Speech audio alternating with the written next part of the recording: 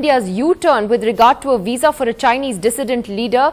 Dolkun Isa is a prominent Uyghur leader who is living in exile in Germany. He had been granted a tourist visa to come to India this week to attend a conference in Dharamshala, which the Dalai Lama is also expected to attend. But just a couple of days ago, over the weekend, he was told by the government of India that his visa had now been cancelled. The government here says that that is because he has an Interpol Red Corner notice against him, but it also comes just days after the Chinese government reacted angrily to that visa, saying that Mr. Isa was a terrorist who had that Red Corner notice out against him. Well, he's joining us from Berlin via Skype. Dolkun Isa, the man at the center of this entire row. Mr. Isa, you have expressed your deep disappointment at the Indian government's decision. What do you believe was the reason, that they did it? Here the government says they didn't know about the Red Corner notice against you and that if you had come here, you would have had to be arrested. Well, actually, I got the electronic visa beginning of April, but unfortunately, yesterday I got and I was informed, and my electronic visa is cancelled. Yeah, but just a very short notes. They didn't explain anything. Why? What is the reason my visa cancelled?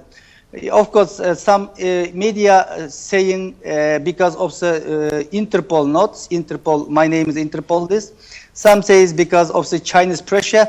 I don't know exactly. To be honestly, I don't know what is the exactly reason. But one thing is clear: after I got a visa to India, Chinese government got very angry and strongly protest India government, and they claim me again and the terrorists.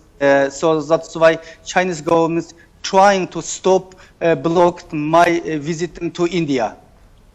But Mr. Isa, at the same time, you do have an Interpol notice against you. Now, you say you have traveled to countries like the United States and, haven't had any problems. However, it is an obligation of countries to, detain you or place you under arrest if you travel there. It is this Interpol list. It is not new issue. It is China's give me my name to the Interpol list 1997, almost 19 years, 20 years. Since then, and the democratic country in Europe and a lot of countries is ignored this Interpol list.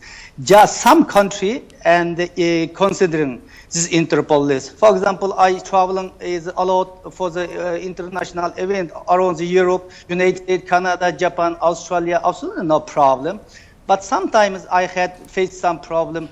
For example, 2009, I was invited one of the international conference in South Korea, in Seoul.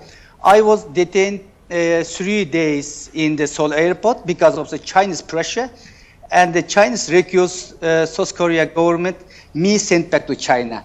But I am the German citizen.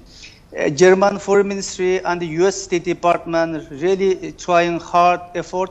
Last minute, I was sent back to Germany. Yes, sometimes such a thing was happen, but I have never considered if I will travel to the India happening such a things, because I believe and India is a democratic country. There is a freedom of speech, freedom of movement, and freedom of assembly, and this is all right is a guarantee by the India Constitution. But suddenly my visa was cancelled. Right. Maybe yes.